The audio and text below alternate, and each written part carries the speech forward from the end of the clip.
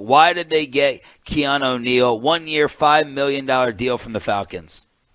Yeah, and for the moment, and in the moment, we could have said, why'd you let Anthony Harris, who has better credentials, go from Minnesota to Philadelphia for the same kind of deal? But then the Cowboys rescued the situation. The relationship between Dan Quinn and Joe Witt, the top defensive staffers here now, certainly key in the recruiting of Keanu Neal. The 1 year and $5 million, that seems like a bargain, so no problem there. And when he's been healthy, he's been an impactful player. The biggest question about him and his style of play is he a safety or does he do something different than that? And what the Cowboys have told me is, let's just call him a hybrid, because 70% of the time now defenses are playing without a third linebacker and with an extra defensive back. Well, he can be both. So Keanu Neal, big guy, he'll hit you. He's got a pedigree, and he certainly knows this system. So I bet you sometimes you'll see him line up like a safety, and sometimes you'll see him line up like a safety down in the box in a way that makes him a linebacker. Are they still going to go through with the 2 scheduled safety visits that they apparently have planned for this week? Yeah, the other 2 guys, Kazee, also of Atlanta, and Malik Hooker, who we'll all remember at Ohio State, and then early in his career. Those 2 guys are both free safeties. And so, yes, they are still looking at those 2 guys. You got to have them come in, by the way, unlike Neal or whoever else, because they have injury issues from last year. Kazee, I think, played the first 5 weeks of the season, then had a serious injury. Hooker has really battled injuries a lot.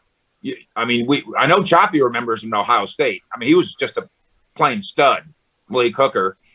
First-round draft pick of the Colts. And then his first year and a half with the Colts, he was dynamite. I think, Sean, he might have had 3 takeaways in his first 3 games with the Colts as a rookie. So he is a dynamic player. He will hit you, but both those guys are free safety types. Kazee is a smaller guy with speed, and Malik Hooker is more of a do-it-all. Hooker is the guy with the pedigree. But, yeah, they'll give both those guys looks here in Frisco in the coming days, and they'll try to sign at least one of them.